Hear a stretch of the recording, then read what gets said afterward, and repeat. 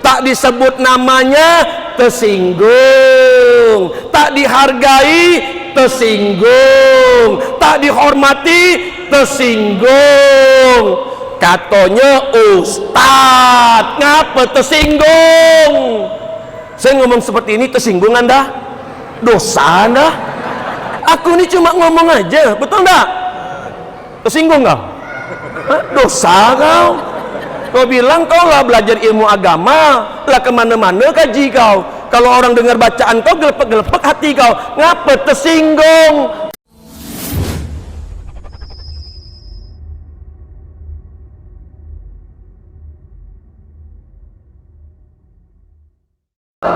Alhamdulillah, segala puji bagi Allah yang Maha Pengasih dan Maha Penyayang, yang telah memberikan kesempatan kita di malam hari ini berkumpul dalam sebuah majelis ilmu. Semoga siapapun yang berkumpul malam hari ini suatu hari nanti kembali dikumpulkan di surganya sekeluarga. Amin.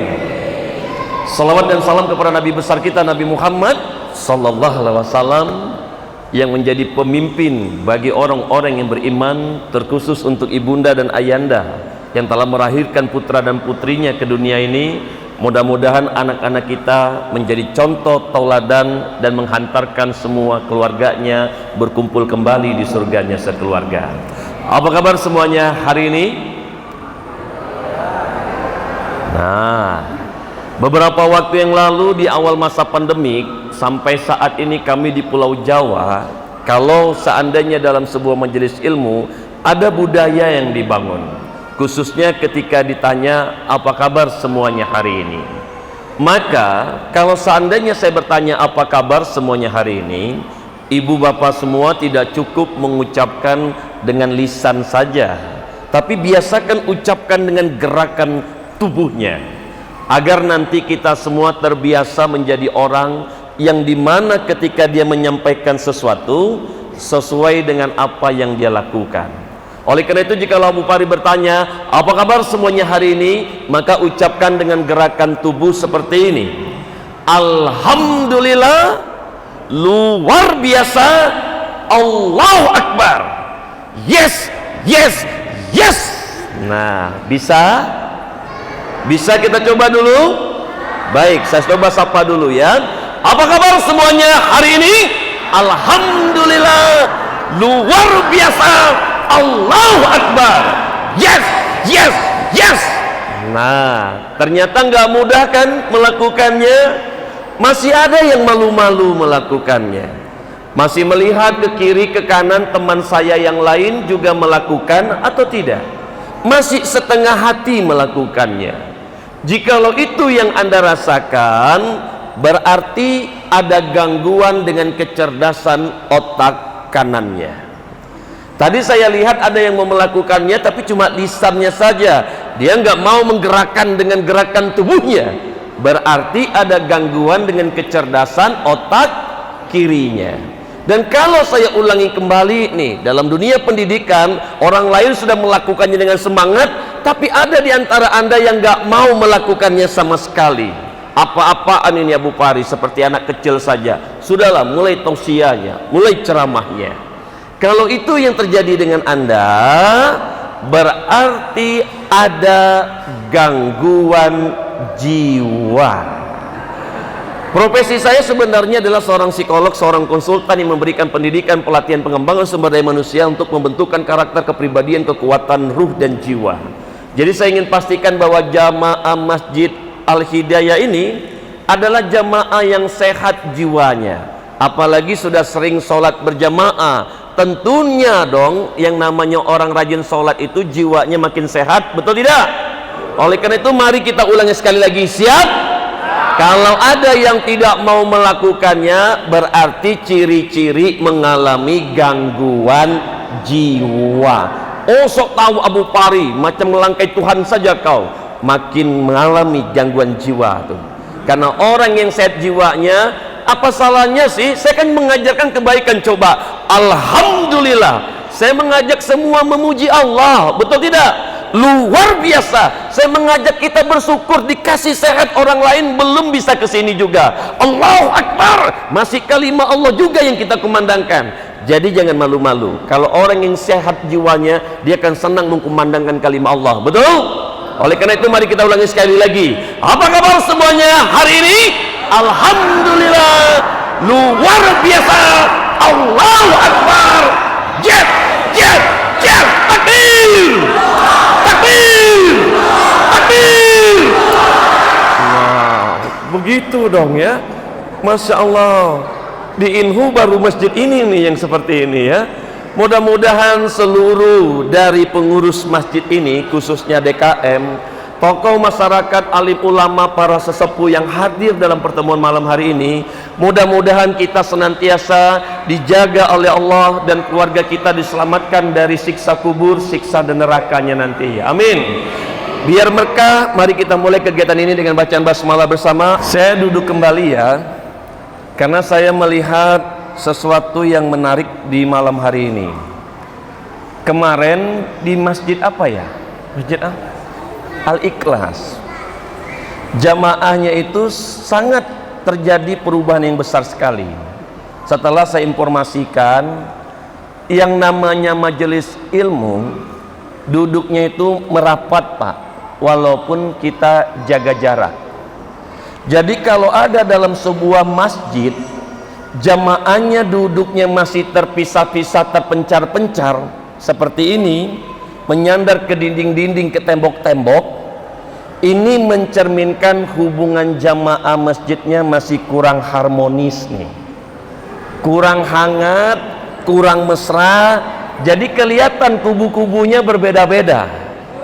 Oleh karena itu saya minta izin yang ada di belakang, di kanan saya, boleh merapat ke tengah. Silakan merapat ke tengah. Jangan lihat kiri dan kanan Pak. Kalau lihat kiri dan kanan bawaannya tuh nggak mau merapat. Kenapa? Karena nggak mudah untuk merapatkan barisan di dalam majelis ilmu. Namun perhatikan, saya ini tokoh kejiwaan Pak. Jadi dari cara Anda duduk saat ini, cara Anda menatap saya, ini akan mencerminkan karakter kepribadian Anda. Dan tema malam hari ini diambil dari buku bestseller yang hampir 10 tahun berturut-turut di Indonesia, menjadi salah satu program pendidikan pelatihan pengembangan SDM terbaik di Indonesia. Judulnya Manusia Berakhlak Al-Quran. Mudah-mudahan siapapun di antara ibu bapak saat ini yang menghadiri kegiatan hari ini, pulang minimal nggak ada lagi yang marah-marah. Mau nggak? Kenapa? Aneh ya. Ada orang rajin sholat berjamaah ke masjid tepat waktu, nggak pernah tinggal Pak. Tapi pulang dari masjid marah-marah. Udah belajar ilmu agama kemana-mana Pak, di NU, Muhammadiyah, Salafi, Tarekat, Jamaah Tabligh, Persis, Marifat, Tasawuf, Sufi. Udah belajar mengaji kemana-mana, tapi masih juga marah-marah. Katanya sudah puasa setiap tahun 30 hari lamanya nggak pernah tinggal. Selesai bulan puasa masih juga marah-marah. Tahajud duha nggak pernah tinggal, tapi udah rajin tahajud masih juga marah-marah. Aneh ya, ada orang pandai baca Quran, hafal Al-Quran, sering mengkaji Al-Quran, tapi masih juga marah-marah. Ada yang sudah berangkat ke tanah suci, bahkan berulang kali, tapi pulang dari tanah suci masih juga marah-marah. Dan akhirnya saya khawatir Anda bertemu saya, pulang masih juga marah-marah. Dan materi kita malam hari ini diambil juga dari buku Hidup Tanpa Marah. Dan terkhusus bicara tentang Al-Quran, ini mencerminkan bagaimana perilaku kita sehari-hari sebenarnya sudah mirip Al-Quran atau belum. Oleh karena itu ibu bapak semua, ketika berbicara tentang materi ini, maka saya ingin menyampaikan tentang satu materi dasar terlebih dahulu yang sudah sering Anda dengar, tentang ilmu mengenal diri. Nah, saya yakin Anda yang suka kaji-kaji tinggi, yang mungkin merasa senang dengan orang-orang yang makomnya tinggi, punya karomah, saya yakin Anda tak asing dengan materi mengenal diri ini. Tapi yang menarik adalah ketika saya diminta memberikan pelatihan untuk para dai di Indonesia, saya banyak menemukan orang mengatakan, aku ini mengenal diriku dengan baik, makanya aku mengenal Allah. Tapi ternyata ketika kami selusuri, ternyata bukan mengenal diri, tetapi apa? Merasa mengenal diri. Perhatikan, mengenal diri dengan merasa mengenal diri itu beda, Pak. Merasa mengenal diri ini ada unsur kegeeran. Dia aja yang merasa mengenal diri, orang lain tak merasa. Aku ini kajinya tinggi, dianya aja yang merasa kajinya tinggi, tapi orang lain tak merasa. Aku ini paham agama, dia aja yang merasa paham agama, orang lain tak merasa. Aku ini makomnya tinggi, dia aja yang merasa makomnya tinggi, orang lain tak merasa. Yang saya khawatirkan adalah kita mengaku diri kita paham, rupanya cuma merasa. Oleh karena itu, boleh enggak saya bantu Anda dalam pertemuan malam hari ini untuk mengenal diri? Boleh enggak? Boleh enggak? Minimal kita mau cari tahu. Ini masjid sudah belasan tahun berdirinya. Coba kita cari tahu yuk, kita selama ini sholat di masjid ini, dampaknya ke diri kita lah sejauh mana ya? Apa enggak mau cari tahu? Selama ini kita sering kan selesai sholat itu kita berzikir dan bahkan berdoa.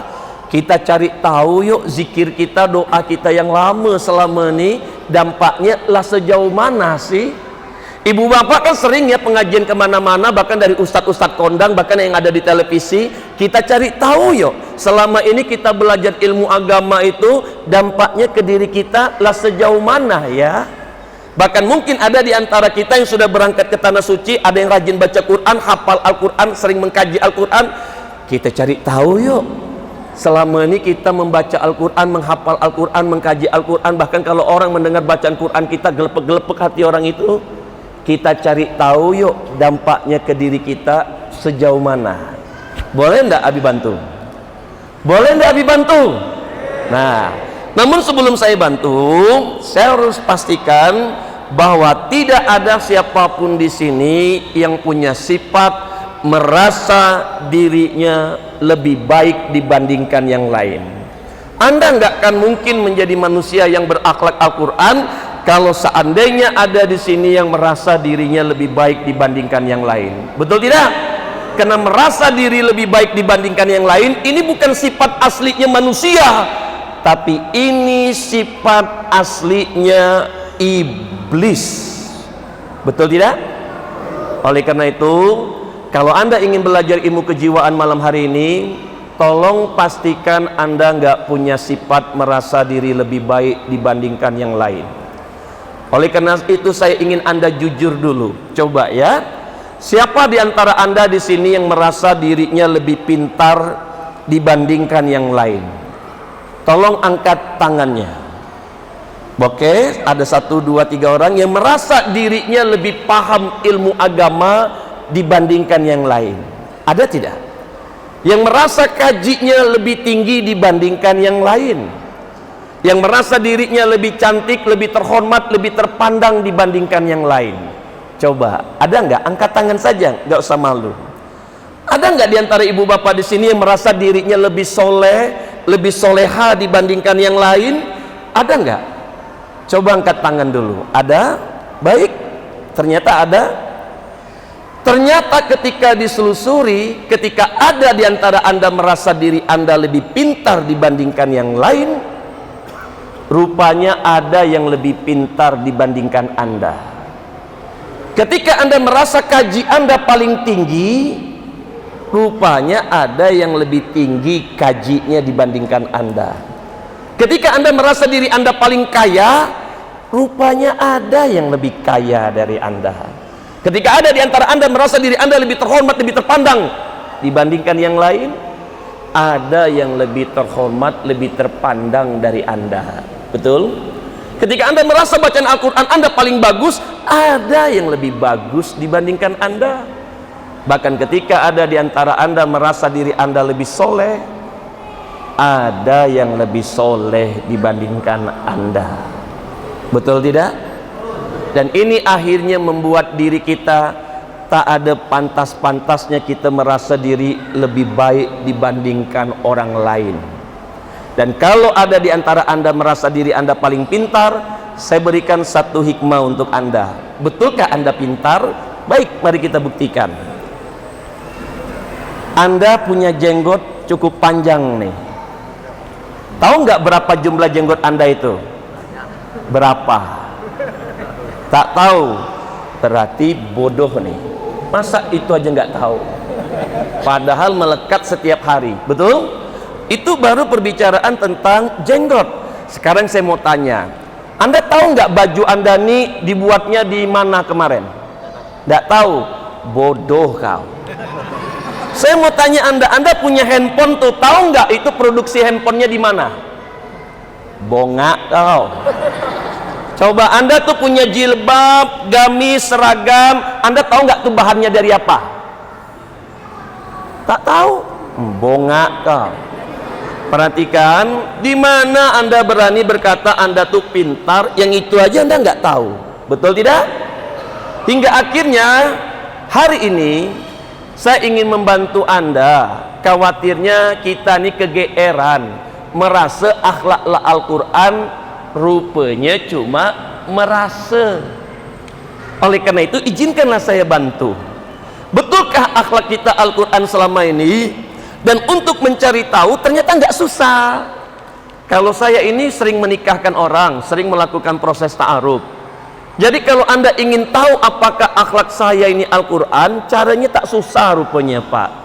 Inilah dicontohkan dari wafatnya Rasulullah. Ketika Rasulullah meninggal dunia, esok hari, untuk memastikan betulkah Rasulullah ini akhlaknya Al-Quran ataukah yang nampak di kita saja, akhirnya ada sebuah peristiwa di mana istri beliau ketika Rasulullah meninggal dunia, akhirnya esok hari dia ditanya oleh seorang sahabat, "Hai Aisyah, bagaimanakah akhlak suamimu?" Maka Aisyah berkata, "Akhlak suamiku Al-Quran." Betul? Tapi ingat ya, ini bukan dari istri saja. Ternyata ditanya juga sama anaknya, bagaimanakah akhlak Al-Quran. Ditanya sama menantunya, bagaimanakah akhlaknya Al-Quran. Ditanyalah sama cucunya, bagaimanakah akhlaknya Al-Quran. Ditanyalah sama tetangganya, bagaimanakah akhlaknya Al-Quran. Ditanya sama sahabatnya, bagaimanakah akhlaknya Al-Quran. Betul? Ternyata bicara tentang akhlak Rasulullah Pak, tak cukup pengakuan istri saja rupanya. Sekarang saya mau tanya kepada ibu bapak semua, saya khawatirnya karena kita udah rajin ke masjid lalu ngerasa akhlak Al-Quran. Apa betul? Apakah Anda pernah bertanya dengan istri Anda, "Ma, menurut mama papa ini akhlaknya sudah Al-Quran belum?" Bapak pernah nanya enggak? Pernah nanya enggak? Anda punya istri enggak? Istri Anda tuh bahagia enggak punya suami seperti Anda? Alhamdulillah bahagia. Lah ditanya? Udah. Mana istrinya? Nah, Masya Allah. Alhamdulillah. Sekali lagi, kalau betul Anda nih akhlaknya Quran, coba tanya dulu sama istri. Khawatirnya Anda aja yang merasa, istri yang terdekat dalam hidup Anda tak merasakan itu. Itu yang pertama. Yang kedua, apakah Anda pernah bertanya kepada pasangan Anda atau anak-anak Anda, "Nak," ingat Anda yang sudah punya anak, pernah nanya nggak ke anak-anak, "Nak, menurutmu papa ini akhlaknya sudah Al-Quran belum?" Anda pernah nanya nggak? Jangan sampai kejadian seperti kemarin, Al-Quran kayak setan. Rupanya ada bapak yang galak sama anaknya, sampai-sampai maaf, ada peristiwa ketika ditanya orang tuanya meninggal dunia, apa yang kau ingat dari bapakmu? Bapakku pemarah. Dan sekarang ibu bapak semua, jangan jauh-jauh deh, coba tanya ke teman di samping kiri kanan anda nih, yang terdekat aja. Ini teman terdekat pak, coba tanya pak, menurut kau aku nih akhlaknya sudah Quran belum? Coba tanya pak, serius nih, cobalah tanya bu, ya.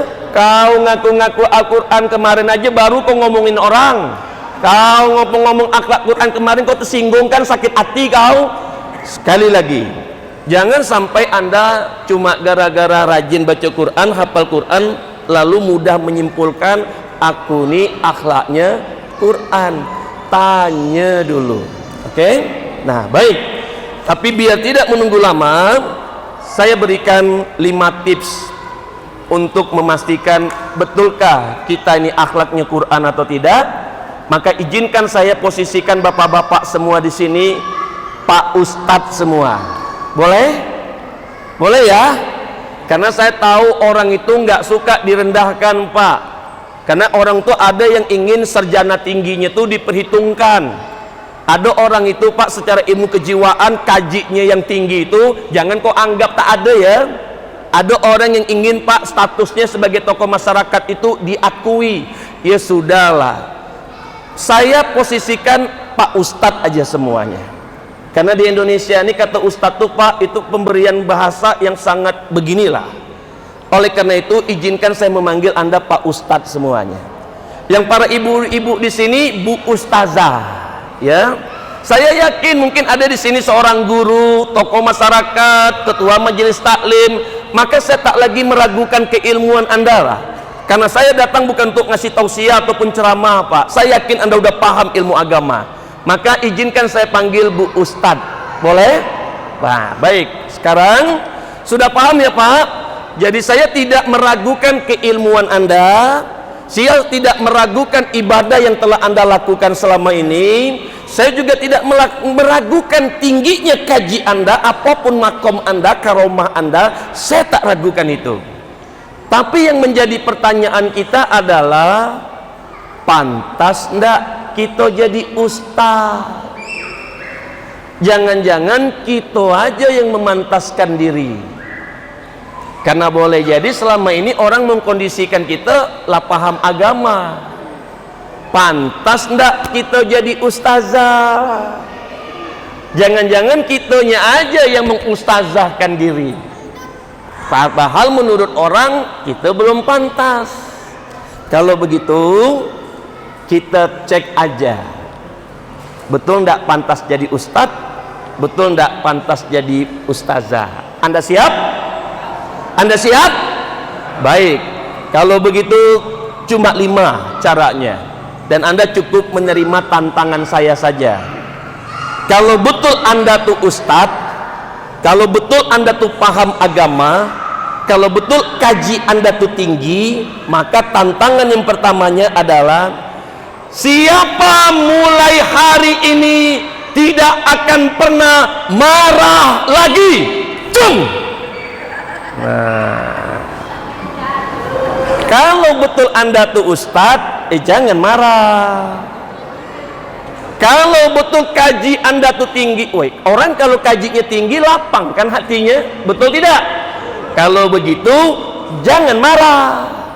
Kalau betul anda tuh rajin baca Quran, hafal Al-Quran, berarti makin lembut hatinya. Karena orang kalau interaksi dengan Quran tuh makin tenang, betul tidak? Kalau begitu jangan marah. Kalau betul anda tuh rajin sholat, tahajud, duha tak pernah tinggal, berarti makin mantap dong kualitas pribadi anda. Kalau begitu jangan marah. Kalau betul anda belajar ilmu agama kemana-mana di NU, Muhammadiyah, Salafi, Tarekat, Jamaah Tabligh, Persis, Marifat, Tasawuf, Sufi, berarti mantap dong diri anda, sangat bijaksana dong dalam menghadapi sesuatu. Kalau begitu jangan marah. Betul tidak? Dan mungkin ada di antara anda masih bertanya-tanya, Abu Pari, marah tuh boleh asalkan pada tempatnya. paham saya. Tapi saya tak akan ceritakan malam ini, karena saya lah ada bukunya, lah 10 tahun bestseller di Indonesia. Rasulullah saja pernah marah Abu Pari, wajahnya sampai memerah. Saya paham maksud Anda. Yang saya khawatirkan Andanya yang saya paham. Saya nggak akan biarkan jika agama Allah diinjak-injak. Paham. Di Indonesia ini takkan ada muslim yang mau agamanya diinjak, betul tidak? Tapi yang saya khawatirkan Anda yang salah paham. Makanya besok kalau nggak salah panitia masih buat pelatihan hidup tanpa marah ya, di masjid dekat SDIT apa? Al-Falah. Nah besok tuh insya Allah ada pelatihan hidup tanpa marah. Jadi kalau seandainya Anda penasaran, iya gitu, bisa hidup tanpa marah, ikuti saja pelatihannya. Intinya saya ambil benang merahnya aja biar Anda paham malam hari ini. Saya paham Anda punya guru-guru hebat. Saya yakin Anda sudah punya fans terhadap guru-guru tertentu yang Anda menganggap tinggi lah. Paham saya. Tapi hari ini, mohon maaf, bicara tentang marah, saya belum bisa belajar dari guru yang Anda punya. Dari guru yang Anda punya. Dari guru yang Anda punya. Kenapa? Karena boleh jadi sehebat apapun guru yang Anda punya, guru Anda tuh masih kontraversi. Anda aja yang cocok dengan beliau. Faktanya yang lain belum tentu cocok. Betul? Mungkin saat ini Anda senang banget dengan guru Anda ini, tapi faktanya di Indonesia ini kita ini berkelompok-kelompok, bergolong-golongan, betul tidak? Anda senang, yang lain belum tentu senang. Betul? Maka mana mungkin saya bisa nak belajar dari guru kita yang ada di sini, sementara guru kita yang ada di sini pun masih kontraversi. Kita aja yang cocok, kita aja yang nyambung, tapi yang lain tak nyambung. Maka izinkan saya biar adil, saya mau ngajak ibu bapak semua belajar dari seorang guru yang tak ada satupun yang kontraversi dengan beliau. Bahkan kabar baiknya, beliau ini rupanya gurunya guru yang Anda punya. Wow, mantap kalau begitu ya. Dan ternyata siapakah beliau? Dialah Nabi besar kita, Nabi Muhammad Sallallahu Alaihi Wasallam. Kalau begitu kita tanya sama Rasulullah aja, biar kita tahu nih tentang bab marah nih. Boleh nggak nanyanya ke Rasulullah? Boleh nggak? Ternyata suatu hari sahabat bertanya kepada Rasulullah, ya Rasulullah, apakah amalan yang paling utama ya Rasulullah? Maka Rasulullah berkata, jangan marah. Apakah amalan yang paling utama? Jangan marah. Apakah amalan? Jangan marah. Orang hebat itu, orang kuat itu bukan orang yang menang dalam bergulat, tapi orang yang mampu menahan nafsu amarahnya. Betul? Jadi kalau betul awak tuh hebat, jangan marah. Setuju tidak? Nah, oleh karena itu satu saja, siapa mulai hari ini takkan pernah marah lagi. Cung. Gini ya, saya ini kan mungkin bagi Anda dai, lalu pulang dari masjid marah-marah. Apakah Anda percaya saya seorang dai kok masih mudah juga ngikutin nafsu amarahnya? Anda akan mulai diragukan orang. Perhatikan, Anda lah istiqomah untuk belajar ilmu agama, tapi suatu hari terpancing lagi sama anak istri, terpancing lagi, aku astagfirullahaladzim anakku nih. Anda akan dilema, Anda akan mulai meragu, betul ndak aku nih Ustadz, kenapa aku terpancing lagi emosiku? Mungkin ada di antara Anda yang mulai merasakan itu. Lah berjuang untuk istiqomah, tak ada marah, tak ada bentak-bentak, tak ada teriak-teriak, tak ada maki-maki, terpancing lagi. Hingga akhirnya kalau betul kita ini hebat, jangan marah. Setuju tidak? Nah, kalau yobana waktu tinggi kaji, jangan marah. Itu ya santing bana. Yang kedua, kalau betul kita ingin bangun keluarga yang Quran, berakhlak Quran, yang kedua, siapa mulai hari ini tidak akan lagi mudah menilai orang, prasangka buruk sama orang lain. Cung. Loh, kok banyak yang tak angkat tangan? Tapi tak apa-apa, saya cuma ingin sampaikan satu pesan saja, mengingat kita ini seorang muslim. Muslim itu bersaudara, betul? Nah, ketika ada yang tak angkat tangan, kemarin selesai acara kami tanyalah orang-orang kenapa tadi tak angkat tangan ketika Abu Pari berkata siapa mulai hari ini takkan lagi menilai orang, prasangka buruk sama orang. Akhirnya kami dapatkan kejujurannya. Namun izinkan saya kasih pesan, Pak, perhatikan, Bu, saya ingatkan kepada Anda semua, saya datang ke sini dengan kalimat basmalah. Saya meluruskan niat dan tujuan saya. Jadi ketika ada di antara bapak-bapak, ibu-ibu di sini, ada yang berani-berani menilai-nilai saya, prasangka buruk sama saya, cuma gara-gara kesan pertama, siapa anak nih, suaranya lantang betul, macam kan hebat aja, kok tak kenal aku apa? Perhatikan, saya cuma mau mengingatkan saja, karena saya orang kejiwaan, Pak. Kalau ada di antara Anda terpancing tadi kena nada saya yang tinggi, bahasa saya yang memang saya sengaja tadi untuk memancing emosi Anda, lalu Anda menilai-nilai saya, perhatikan, silakan saja tanggung dosanya sendiri. 1 menit Anda menilai saya, 1 menit dosa Anda jalan terus. 5 menit Anda prasangka buruk sama saya, 5 menit dosa Anda jalan terus. Sampai selesai acara ini Anda masih juga ngomongin saya, nilai-nilai saya, sampai selesai dosa Anda jalan terus. Betul tidak? Katanya Ustadz, ngapo nilai-nilai orang? Katanya ustazah paham ilmu agama, ngapa prasangka buruk sama orang? Kau bilang kau hafal Al-Quran, ngapa kau nilai-nilai orang? Kau bilang kaji kau tinggi, makom kau tinggi, ngapa kau nilai-nilai orang? Kalau betul kau ustadz, jangan nilai orang, betul tidak? Lah dijelas dilarang kau prasangka buruk dengan sesama saudara kau sendiri, kau prasangka buruk juga. Tak enak kau nengok mata anak di depan kau, kau nilai-nilai orang. Tak enak terdengar di telinga kau nilai-nilai orang. Tak enak rasanya di hati, nilai-nilai orang. Sementara kau ngakunya ustaz. Perhatikan, saya sengaja ya menunjukkan ekspresi yang menyebalkan, karena untuk mancing Anda tuh yang suka nilai orang. Kalau tak enak nilai-nilai orang, kebiasaan betul sih. Ketika melihat sesuatu tak cocok di pikiran, tak cocok di hati, tak cocok di telinga, nilai-nilai orang, prasangka buruk sama orang. Memang siapa kita tuh? Tuhan apa? Oleh karena itu, kalau yobana kajian waktu tinggi, jangan menilai orang. Setuju? Setuju? Baik. Itu yang kedua.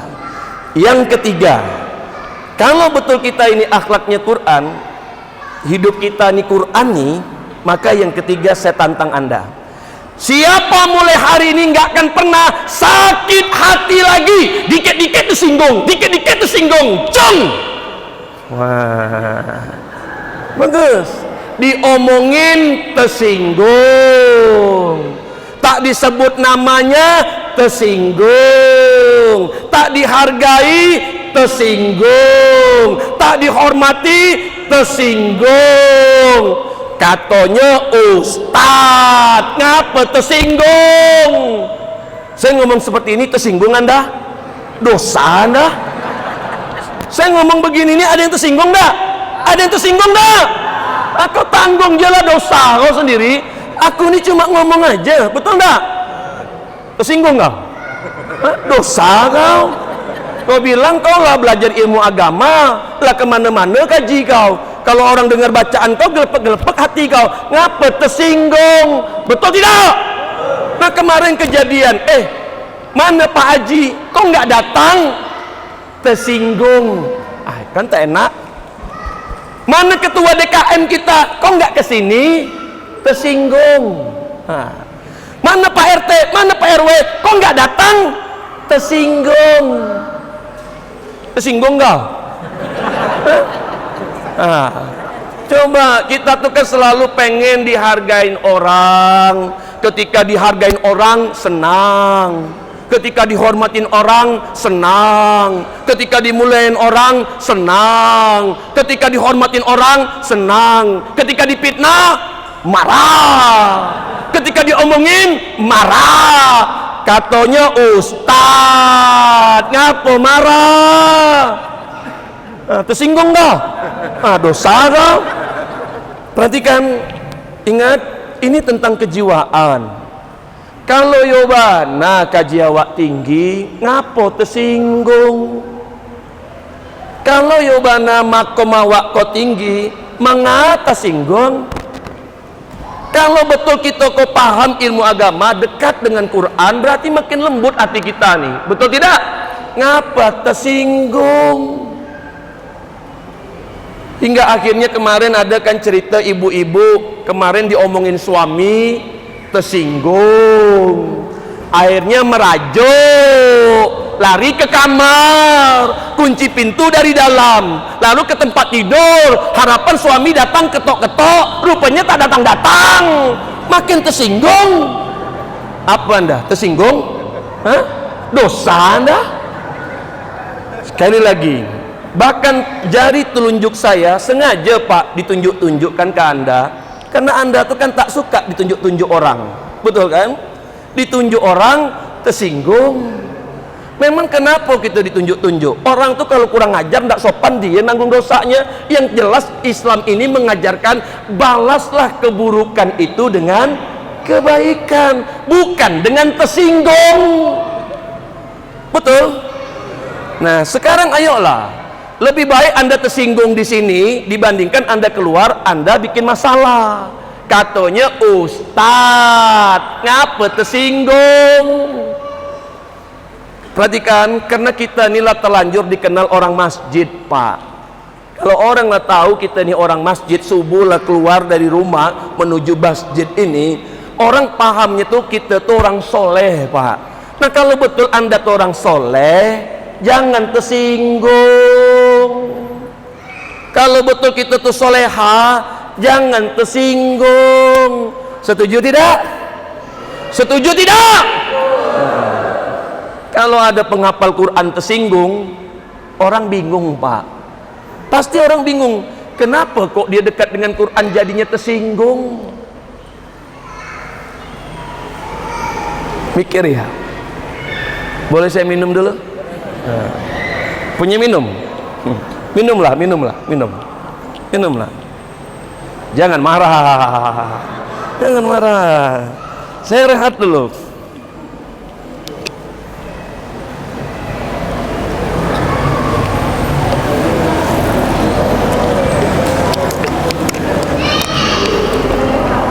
Coba latihan lagi ya. Kau ini memang tak tahu diri kau. Tersinggung kau? Dosa kau? Ya, perhatikan. Karena kita tidak bisa ngontrol lingkungan itu akan bereaksi seperti apa ke kita Pak. Kadang-kadang malah datangnya dari istri, datangnya dari suami kita, kadang-kadang datangnya dari orang tua kita Pak, memancing emosi kita. Datangnya kadang-kadang dari guru kita, teman kita, akhirnya terpancing lagi emosi kita. Kalau kita tidak sering melatih, maka nih penyakit ini tidak akan selesai-selesai. Sampai kapan anda mau menjadi orang yang mudah tersinggung, dikit-dikit tersinggung, dikit-dikit tersinggung? Tidak capek apa? Tidak lita apa? Tidak latih apa? Seketek-seketek tersinggung, seketek-seketek tersinggung, lalu menyinggung, lalu jadi penyinggung, tersinggung, menyinggung, penyinggung, ada sadoknya. Hingga akhirnya Allah tuh, kalau yobana awak ko ibu pengajian, jangan tersinggung. Setuju ndak? Setuju ndak? Wah, tuh mantap tuh. Ya. Masih ada di sini seorang suami yang tersinggung dengan istrinya? Ayo, Anda seorang suami, kapan terakhir kali Anda tersinggung dengan istri Anda? Ayo, kapan? Kapan? Kapan terakhir kali Anda setinggung dengan suami Anda? Kapan? Tersinggung sama anak? Kapan? Sama menantu yang kurang ajar tuh, kapan? Ayo. Nah, sementara ngakunya ustaz.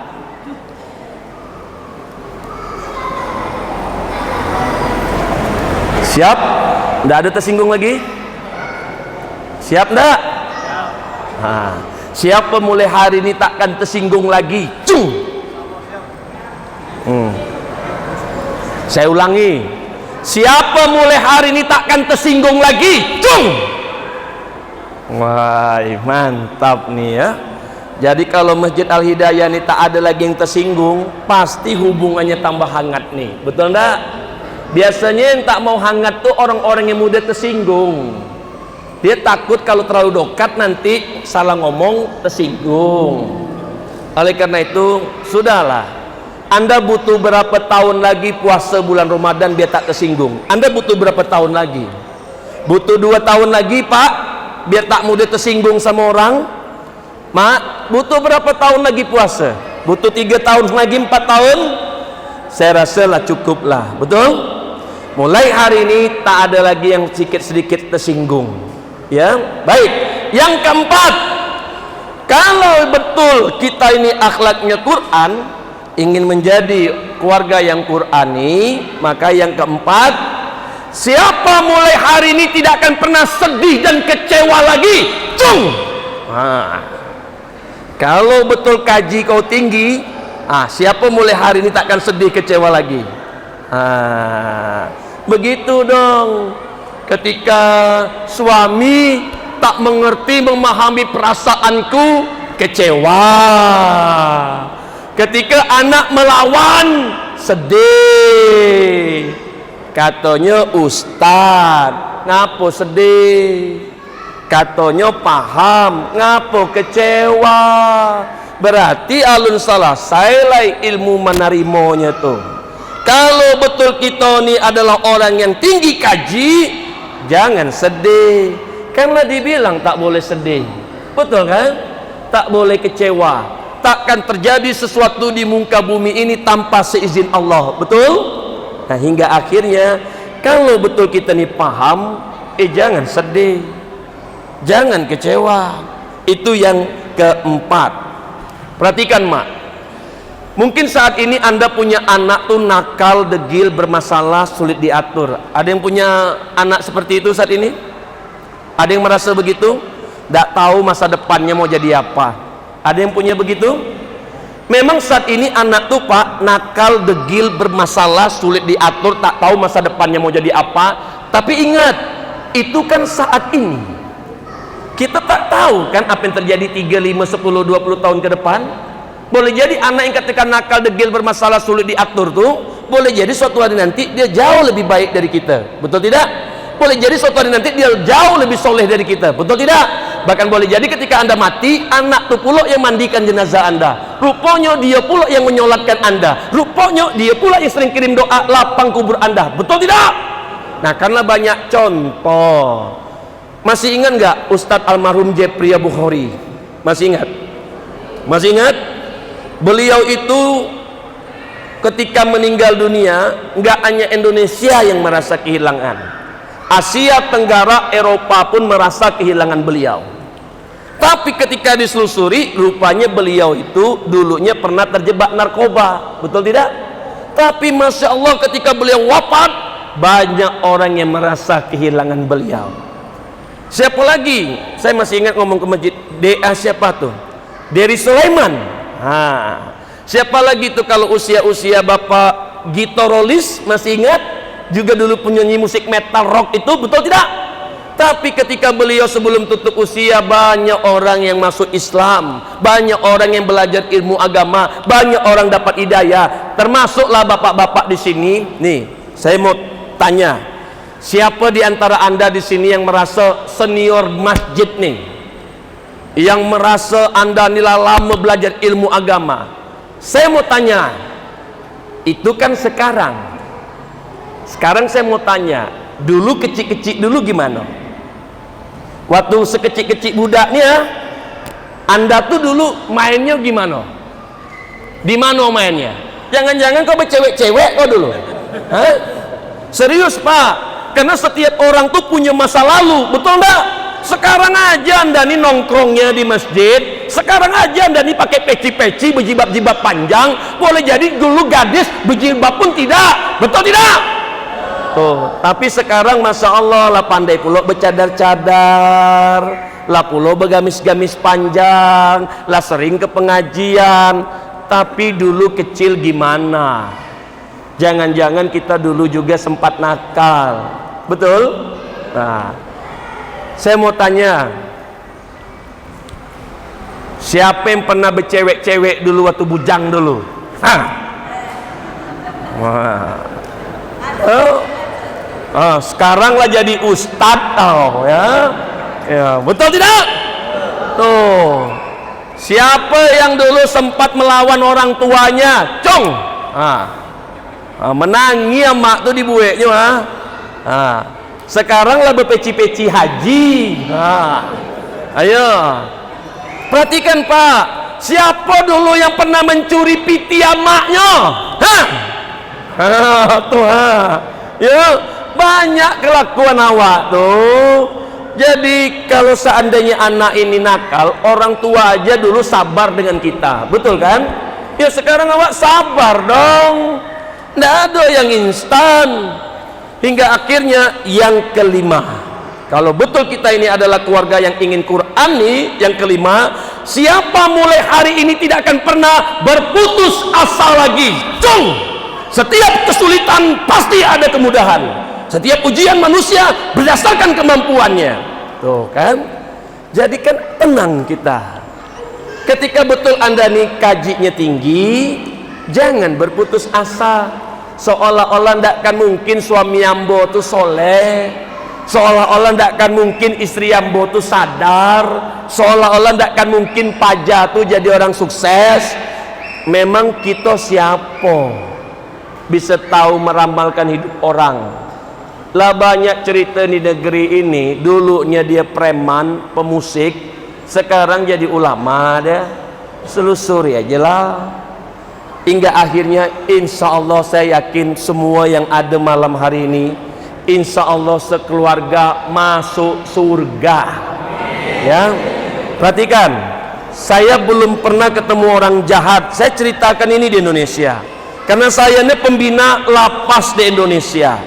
Dari kasus pembunuhan, penyiksaan, korupsi, pemerkosaan, pembantaian, saya lah banyak ketemu orang di penjara tuh Pak. Rupanya ketika diselusuri, orang-orang yang Anda katakan penjahat, kriminal itu, rupanya mereka pun pengen jadi orang baik. Makanya aku senang kalau nengok anakku tuh nakal, degil, bermasalah, sulit diatur. Senang aku. Kenapa? Karena aku ini waras. Anda gimana? Senang nggak ketika anak Anda tuh nakal, degil, bermasalah, sulit diatur? Senang tak? Tak senang, berarti kau tak waras. Kalau bukan karena Allah menyampaikan satu pesan ke saya, mungkin saya tak sampaikan ini Pak.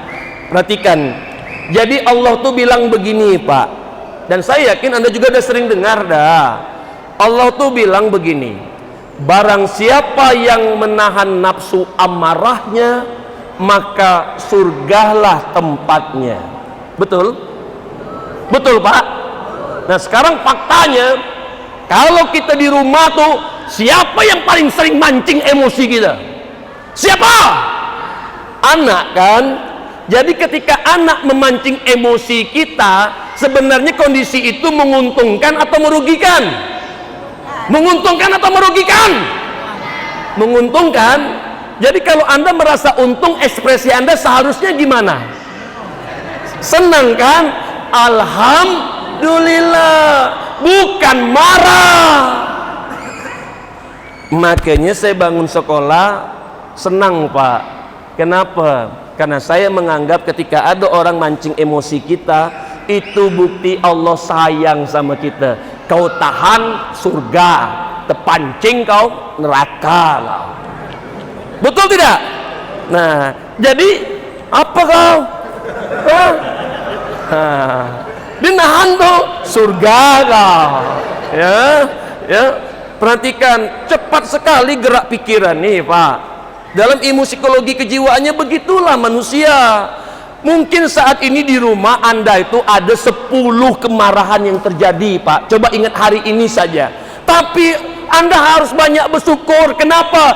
Dari 10 di mana Anda tadi dipancing emosinya, rupanya 8 Anda bisa nahan, 2 terlepas. Tetap aja bersyukur kau. 8 hari ini kau bisa menahan surga untuk kau. 2 terpancing tadi itu kan kita lah tahu Allah tuh maha pengampun, betul enggak? Ya istighfarlah, taubat, astagfirullahalazim, ya Allah. Terpancing lagi aku sama menantuku nih, ya Allah.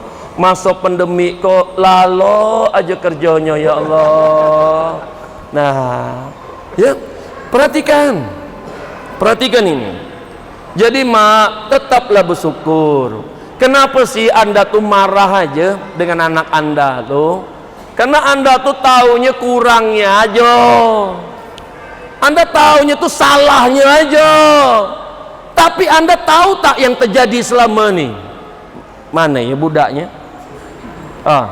Sini kau. Sini, biar dipraktekkan. Sini kau. Sini. Sini kau. Sini kau. Tuh. Kok lapang hatinya datang ke situ? Kan mantap mah. Duduk nak, ya. De apa mak? Kita orang tua kok mudah terpancing emosi jo anak tuh. Karena kita nih pengennya baik aja mak. Sekarang saya lihatkan ya sesuatu untuk Anda. Anda terpancing emosi itu karena Anda tuh suka membandingkan anak Anda tuh dengan anak orang. Nengok anak orang kayaknya tuh gimana gitu ya. Pas nengok kau, astagfirullahaladzim, misal. Tapi coba perhatikan ya. Allah janjikan ke kita ini, satu kebaikan Allah balas 10 kali lipat. Betul tidak?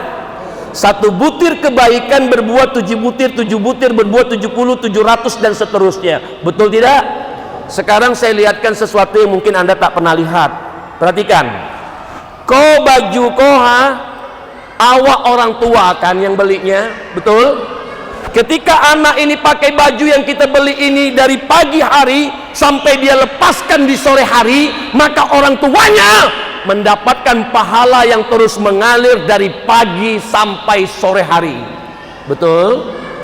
Ini celana kita juga yang beli, Pak. Dari paginya pakai sampai dia lepaskan, pahalanya terus mengalir dari pagi sampai sore untuk orang tuanya. Betul tidak? Dia pulang nanti ke rumah, dia makan 1 butir nasi itu berbuat 7 butir kebaikan, berbuat 70, 700 dan seterusnya. Orang tua yang ngasih dia makan pagi dapat pahalanya, siang dikasih makan dapat pahalanya, sore dikasih makan dapat pahalanya, malam dia makan dapat pahalanya. Budak ini lah hidup dengan kita lah berapa tahun.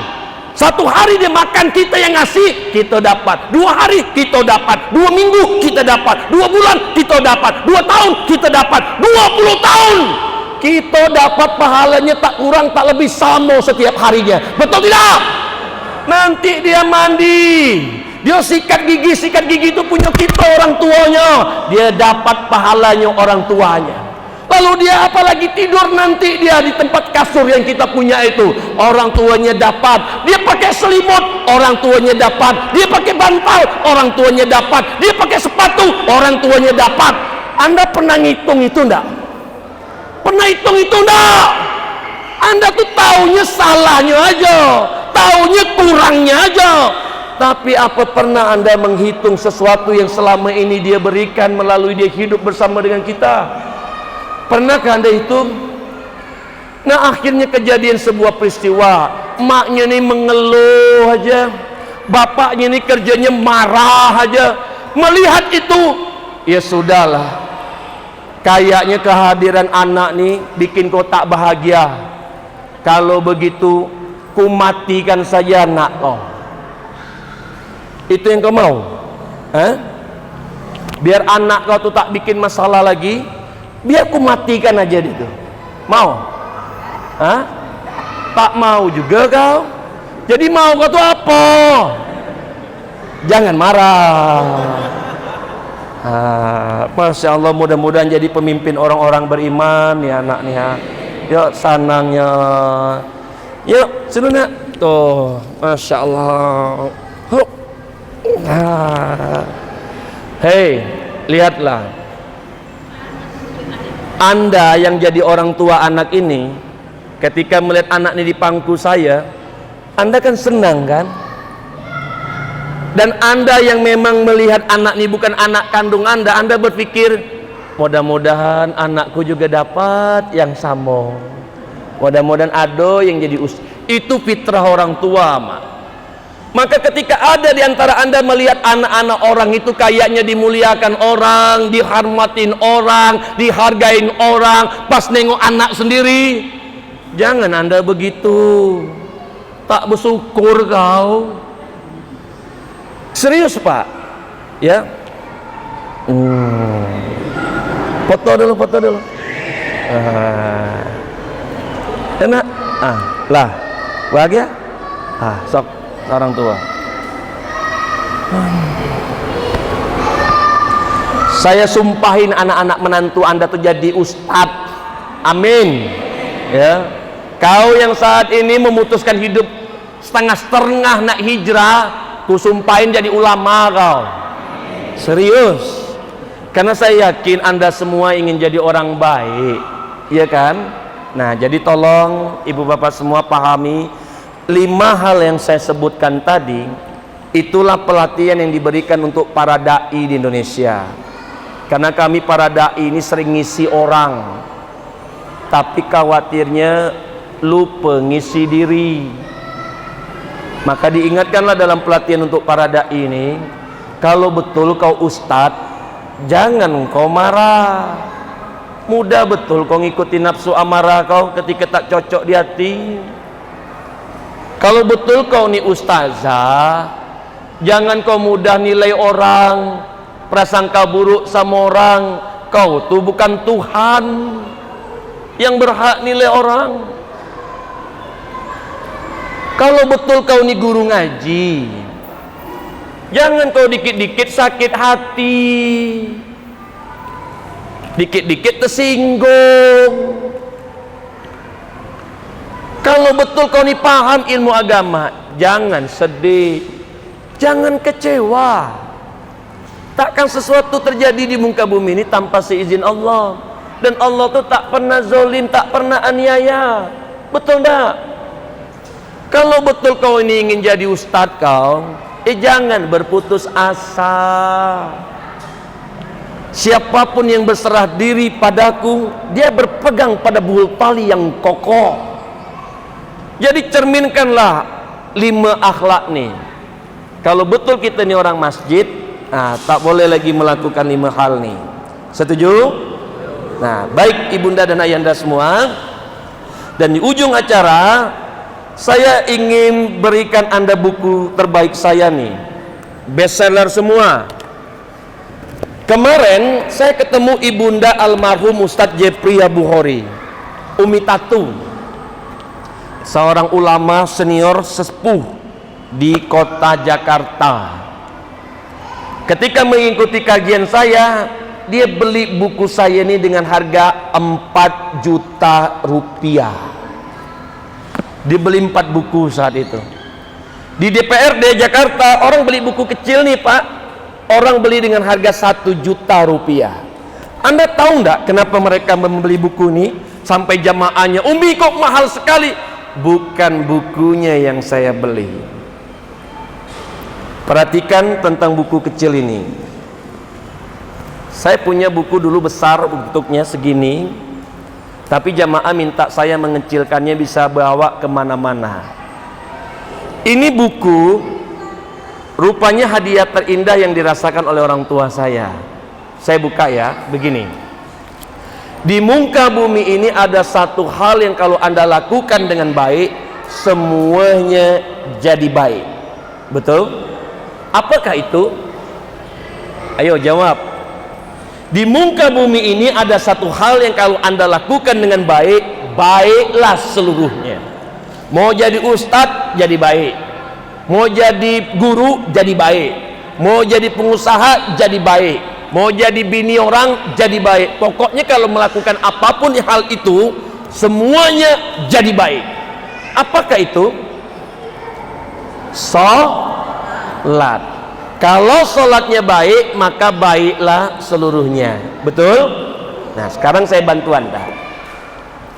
Sok, Anda yang saat ini merasa rajin berjamaah tepat waktu, dan akhirnya boleh jadi Anda sendiri menyimpulkan, insya Allah lah sholatku ini baik. Sekali lagi saya katakan, saya khawatirnya cuma ngerasa. Kalau betul sholat kita ini baik, maka tolong jujur. Siapa di antara Anda yang selama ini sholat masih sering kejadian seperti ini? Allahu Akbar, tiba-tiba ingat masakan, ingat cucian, ingat jemuran, kunci motor, mobil, handphone, anak. Siapa yang sholatnya masih sering seperti itu? Jujur, angkat tangan yang tinggi. Yang tinggi. Nah, istighfar. Yang parah itu adalah dia lah ngerasa kayak gitu selama ini sholat tapi tak mau ngangkat tangan.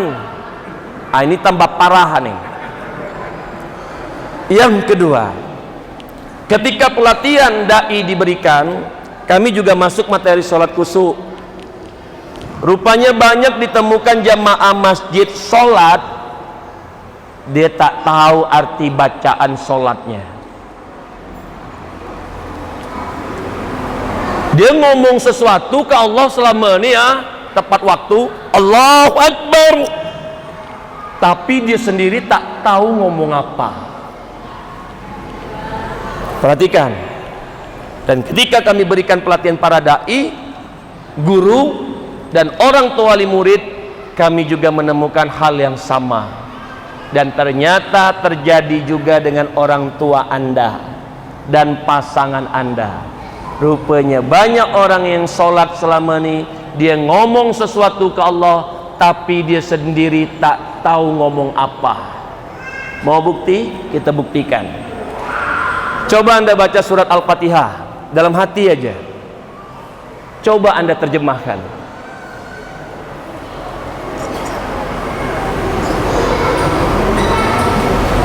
Coba Anda baca doa ruku Anda, lalu coba Anda terjemahkan.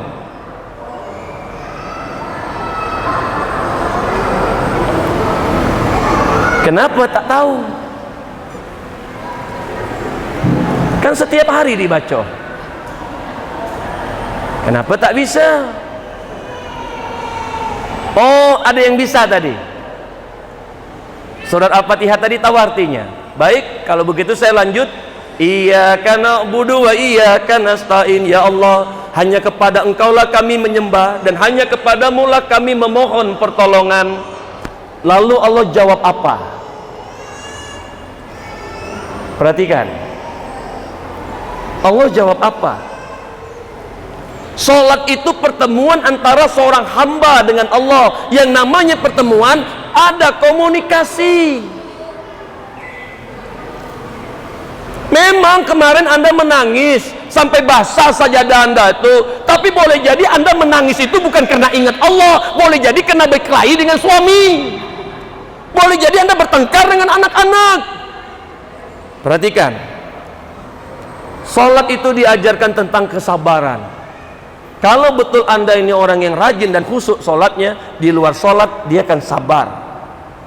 Karena melatihnya itu 5 kali sehari, subuh dilatih sabar, zuhur dilatih sabar, asar dilatih sabar, maghrib dilatih sabar, isya dilatih sabar. Satu hari kita latih 5 kali, 2 kali, 2 hari, 4 hari, 5 hari, 6 hari, 7 hari, 8 hari, 9 hari, sebulan, setahun, 10 tahun. Kita inilah berapa tahun? Perhatikan. Jadi sangat menjadi suatu pertanyaan, kalau betul Anda tuh sholatnya rajin dan khusyuk, mana mungkin Anda tuh mudah marah, mana mungkin Anda tuh mudah nilai orang, jadinya prasangka buruk sama orang tuh mana mungkin. Mana mungkin orang yang ketika dia sholat dia bertemu dengan Allah dikit-dikit tersinggung, dikit-dikit tersinggung. Mana mungkin orang yang bertemu dengan Allah merasakan dia dilihat. Takkan mungkin dia sedih, kecewa. Perhatikan tentang sholat khusyuk, dan mudah-mudahan suatu hari nanti kita ketemu dalam pelatihan sholat khusyuk. Kan ada guru kita tuh kalau dia sholat Allahu Akbar, terasa sampai sering tiba-tiba menetes saja air mata tuh. Nah, kenapa kita tidak? Kenapa kita tidak?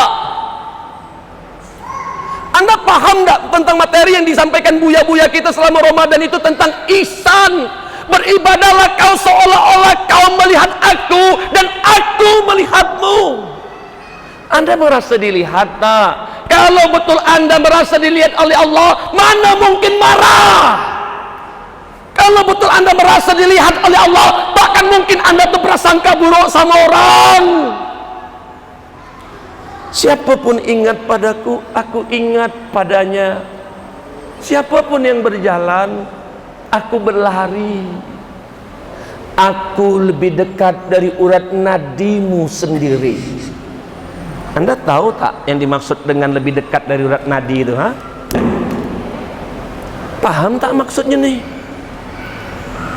Lebih dekat dari urat nadimu sendiri. Nah, sekarang ibunda dan ayanda semua, saya punya ayah terbuka rahasia ketika pembinaan jamaah umroh haji di Indonesia. Ketika sampai di roda, ada jamaah itu ketika sholat di atas roda Allahu Akbar menetes air mata. Tapi ada juga Allahu Akbar biasa aja.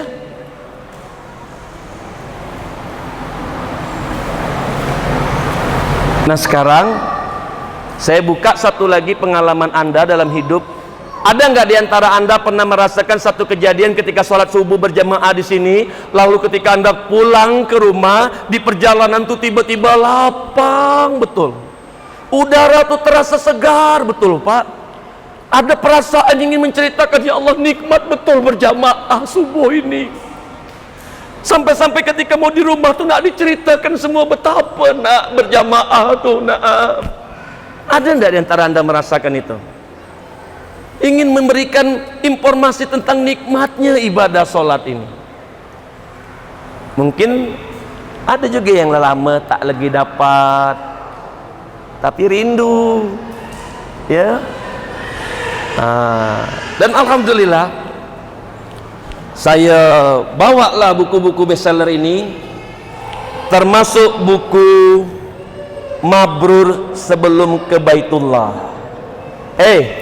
Yang udah pernah berangkat umroh haji mana?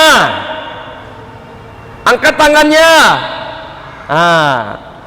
Kira-kira mabrur enggak?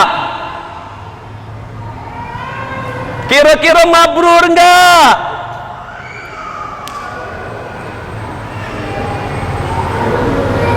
Kira-kira diterima enggak sama Allah? Menurut Anda, kalau ada orang pulang dari tanah suci masih juga marah-marah, masih juga mudah nilai orang, prasangka buruk sama orang, orang yang sendiri akan merasakan ragu. Karena ketika di tanah suci itu banyak tempat-tempat mustajabnya doa.